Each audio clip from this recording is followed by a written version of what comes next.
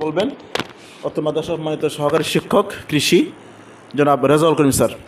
আউযুবিল্লাহি মিনাশ শাইতানির রাজিম। বিসমিল্লাহির রহমানির রহিম। 2025-2026 শিক্ষাবর্ষে আজকে এই নবীনবরণ অনুষ্ঠানে উপস্থিত আছেন অত্র প্রতিষ্ঠানের সম্মানিত আমার শ্রদ্ধাভাজন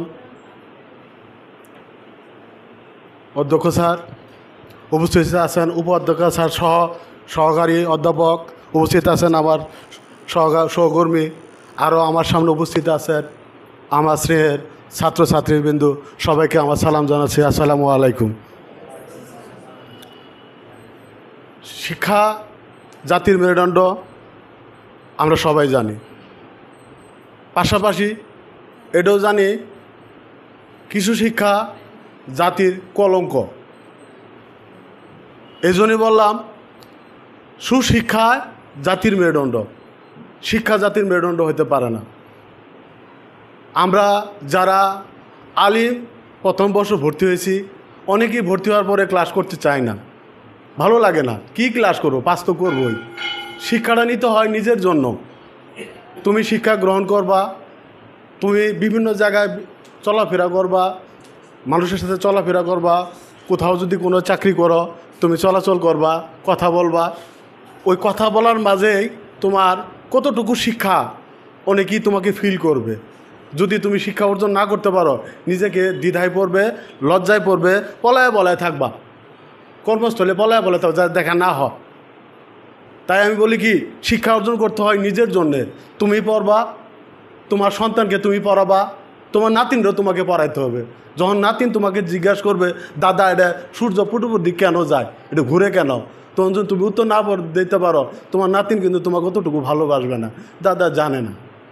তাই আমি মনে করি যে শিক্ষাঙ্গন বা শিক্ষাঙ্গনের যে মাটি, যে মূল্যবান, আমার মনে হয় অন্য জায়গায় আছে কিনা আমি জানি না, থাকতে পারে, কিন্তু আমার বোধগম্য হয়নি এখনও।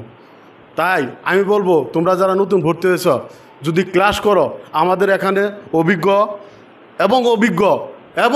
শিক্ষক এবং সহকারী অধ্যাপক সাহেব আছেন। ওনারা বিভিন্ন জায়গায় ওয়াজ মাহফিল করে আসেন।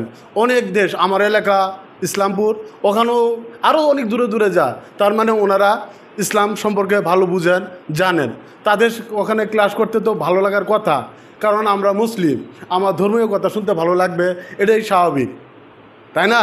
তাই আমি তোমাদের কাছে আশা করব তোমরা ক্লাসগুলো সুন্দরভাবে করবা, শিক্ষাঙ্গনে আসবা, বসে থাকবা, এ মাটিও তোমাকে শিক্ষা দিবে, কোনো না কোনোভাবে তোমাকে শিক্ষা দিবেই। তাই আমি মনে করি যে শিক্ষা গ্রহণ করো, মনোযোগ দিয়ে গ্রহণ করো, ভালো শিক্ষা মনোযোগ দিয়ে গ্রহণ করো। খারাপ শিক্ষাও আসবে, কিন্তু তুমি গ্রহণ করবে না। শিক্ষা অনেক ধরনের শিক্ষা আছে, কেউ চুরি শিক্ষাও দেয়, কেউ ভালো শিক্ষাও দেয়, পুঁথিগত বিদ্যা শিক্ষাও দেয়, অনেক শিক্ষা আছে। তুমি অনেক শিক্ষা তোমার সামনে আসবে, তুমি গ্রহণ করবে কোনটা? তোমার ভালো শিক্ষা, যেটা তোমার জীবনকে ত্বরান্বিত করবে, উন্নত করবে। যাক, আমি আর কথা বলছি না, আমার ক্লাস শুরু হয়ে গেছে। সবাইকে শুভেচ্ছা এবং ধন্যবাদ জানিয়ে আমার সংক্ষিপ্ত কথা শেষ করছি। আসসালামু আলাইকুম ওয়া রাহমাতুল্লাহি ওয়া বারাকাতুহু।